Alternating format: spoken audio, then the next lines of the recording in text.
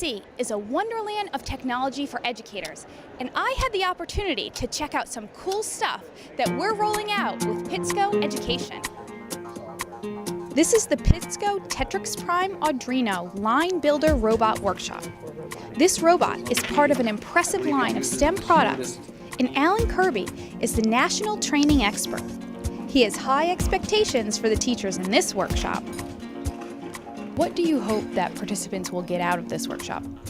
I hope that they have a successful robotics experience, that they realize what a prime building system can do for them and how easy it can be to implement into the classroom. Why is this a good kit for districts to consider using when thinking about robotics and STEM? Textrics Prime is one of the easiest to implement into the classroom. The time frame, the architecture, the way the pieces go together, it really is a classroom-friendly set from a time frame standpoint. It fits well into a 45-minute or an hour-long class period. Teachers from all over the country are taking part in this robot building workshop. And there is even a crew here from Key West. Why did you decide to come to this PITSCO workshop? Our school is looking to expand our STEM offerings. Robotics is kind of the top of the buzzwords for kids, and nowadays it's either video games or robots. So we saw the how to start a program. That's what really caught our eye.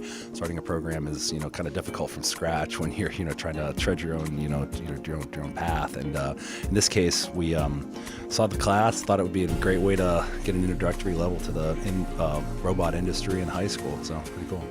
And what are you finding? What successes are you finding, and what struggles are you finding with programming this and building it for the first time?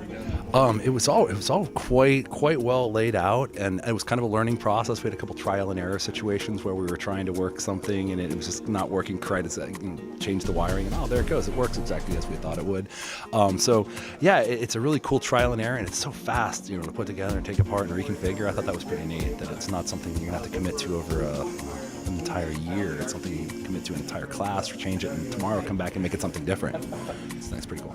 So I have heard you have a great connection to Pinellas County Schools. Share with us your connection. I am a Spartan from Lakewood High School, graduated 1988. Mark Granning, who was my mentor and my high school television production teacher, is the reason I'm sitting here today. So yeah, Pinellas County Schools, go Spartans. As we have learned throughout the show, trial and error are such an important part of the educational process, and that is especially evident in building robots. Yes, it's very weird, yes. So that's why I had to slide. But here you need one of these things. Okay, yeah, I have it on the bottom, so I need to go up one more? Yeah, this has to be aligned. Even college professor like John Orengo from Rhode Island find these products challenging. I'm interested in using it for my after-school programs. And I just wanted to have hands-on of the product and see how it works. And so you have your build here, and you're experiencing some difficulty, which we want our students to experience and problem solve out of.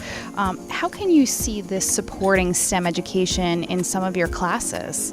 Well, I always go back to the engineering process, and I talk about how when you build something, you always have to go through the cycle and rethink what you do and maybe fix it, and then go back and redesign and ask the questions and why is it that it's not working right now and how can we make it work better.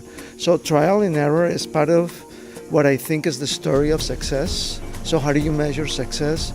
By just having the idea that not everything is going to work at once, that you sometimes need to troubleshoot and go and cycle through the design process. And we'll be rolling out these kits at our upcoming STEM Family Nights this spring. That's our show for today. I'm Laura Spence, and we'll see you next time.